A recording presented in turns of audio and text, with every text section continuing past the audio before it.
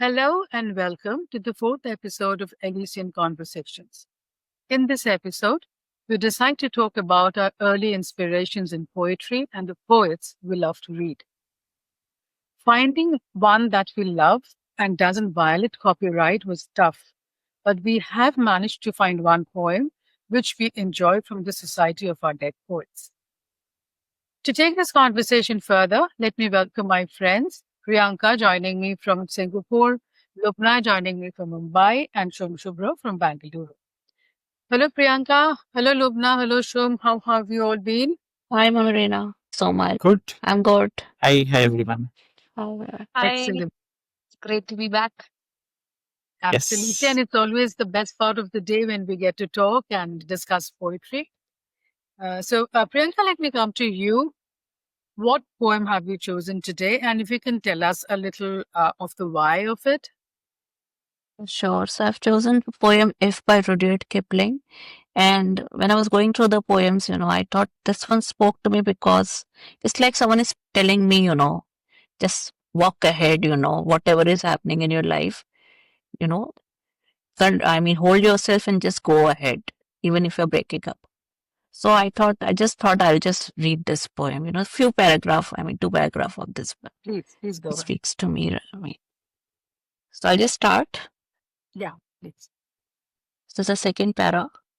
If you can dream and not make dreams your master, if you can think and not make thoughts your aim, if you can meet with triumph and disaster and treat those two impostors just the same, if you can bear to hear the truth you have spoken, twisted by knaves to make a trap of for fools, or watch the things you gave your life to broken and stood and build them up with worn out tools. If you can make one heap of all your winnings and risk it on one turn of pitch and toss, and lose, and start again at your beginnings, and never breathe a word about your loss. If you can force your heart and nerve and sinew to serve your turn long after they are gone, and so hold on when there is nothing in you, except the will which says to them, hold on. So I'll just stop here. Thank you. The old world wisdom of Yeah, it's your like deep someone is poems. speaking to me. So, It's a very, very, very yeah, powerful lines. I love reading yeah. that Yeah. one. Thank you, Priyanka, Thank you. Thank for you, Manarina. reciting such a favorite poem of ours. Let me come to Lubna. Lubna, what have you decided for us today? So today I am visiting a nearly 350-year-old poem by James Shirley called Death the Leveler. Um, with each passing year, as I grow older, I reflect upon my life. And this year, somehow, I realized that we're all on a countdown towards death. And what is it that we will actually leave behind and take? And this poem came to mind. So I think it would be great to share it with our audience today. So I'll just read this. Please. The glories of our blood and state are shadows, not substantial things. There is no armor against fate. Death lays its icy hands on kings. Scepter and crown must tumble down, and in the dust be equal made with the poor crooked scythe and spade. Some men with swords may reap the field and plant fresh laurels where they kill, but their strong nerves at last must yield. They tame but one another still. Early or late, they stoop to fate and must give up their murmuring breath when they pale captives creep to death. The garlands wither on your brow. They boast no more your mighty deeds. Upon death's purple altar now, see where the victor victim bleeds. Your heads must come to the cold tomb. Only the actions of the just smell sweet and blossom in their dust. That's beautiful. Where the victor and the victim both bleeds. And I think that's the beauty of life because Yeah. either way we all lose. That's a wonderful, wonderful Yeah. poetry, Lubna. Uh, Shom, let me come to you. What do you think? What have you chosen for us today? So today I'll read The Road Not Taken by Robert Frost. Like, One of my favorites, um, please. yeah. So, I mean, I always love this poem because it speaks to that very important aspect of choice, right? We all face with choices every single day. There are small choices. There are bigger choices that we make. The decisions that shape our lives, and we cannot predict where it will take us, right? So I think that's the beauty of this poem. Like Robert Frost's simple imagery, just two diverging paths in a wood, it carries so much depth. I mean, it makes it the poem timeless, perhaps. So yeah, so I'll start with it. uh, the road not taken. Two roads diverged in a yellow wood, and sorry, I could not travel both. And be one traveler, long I stood, and looked down one as far as I could, to where it bent in the undergrowth. Then took the other, as just as fair, and having perhaps the better claim, because it was grassy and wanted fair, though as for the passing there had warned them really about the same. And both that morning equally lay in leaves no step had trodden black. Oh, I kept the first for another day, yet knowing how way leads on to way, I doubted if I should ever come back. I shall be telling this with a sigh, somewhere ages and ages hence.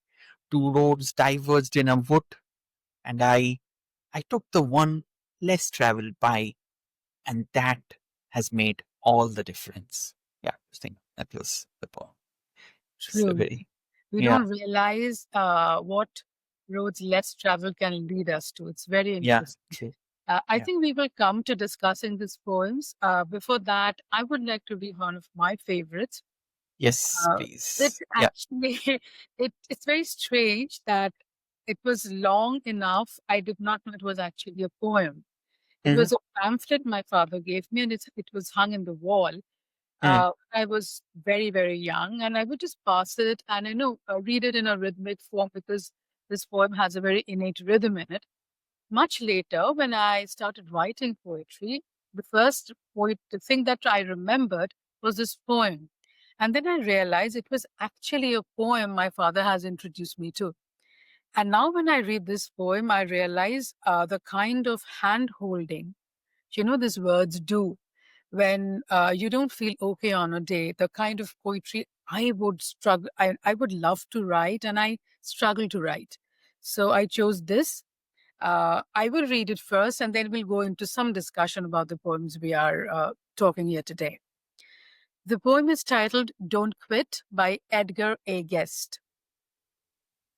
When things go wrong, as they sometimes will, when the road you're trudging seems all uphill, when the funds are low but the debts are high, and you want to smile but you have to sigh, when care is pressing you down a bit, rest if you must, but don't you quit.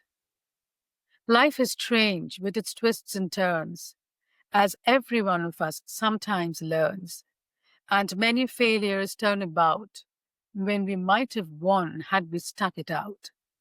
Don't give up, though the pace seems slow. You may succeed with another blow.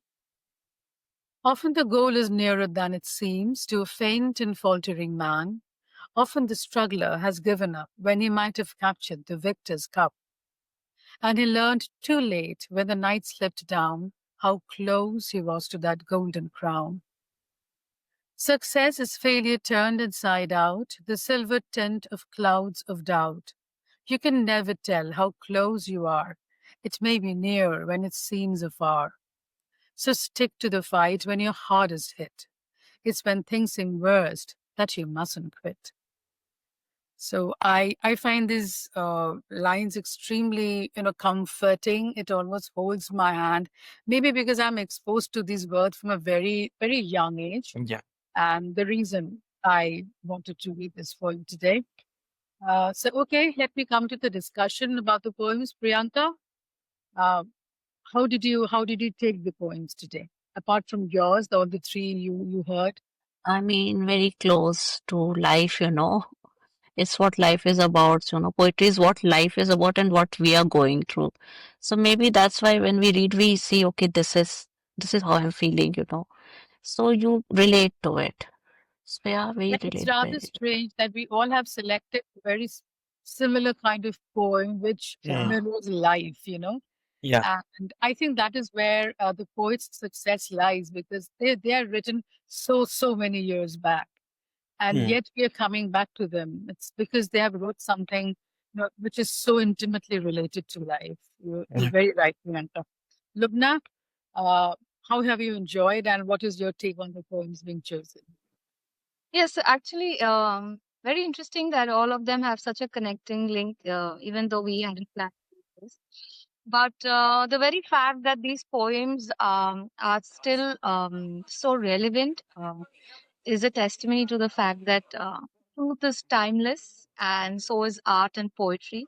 And like what we talked about today, hope and death and the roads taken, the choices that we make, these are such universal things that they actually outlive all times. I mean, these kind of things are a part of our human race, and we go back to them to always learn, to get inspired, to hold on to something, to hope, or to get a little encouragement, a little inspiration from words. That is the beauty of poetry, I think, and it's so. Uh, I'm so happy that we could, all come together with such classics today. Absolutely. Shom, what do you think? How did you enjoy this poetry session today?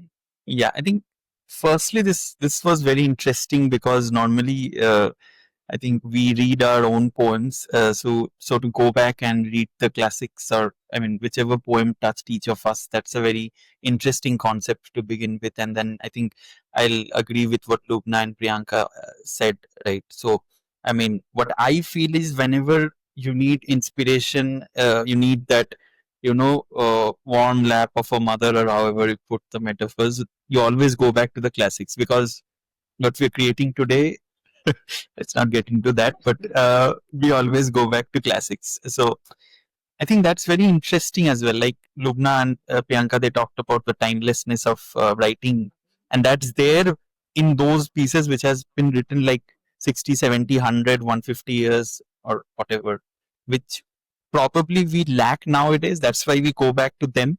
Otherwise, we would have stayed with the current set of writers and poets. But yeah, I mean, this was very interesting. I mean, I Yeah, loved I it. guess that you're right because when things become classic, there must be a reason to it because it has Hmm. it has the ability to transcend time.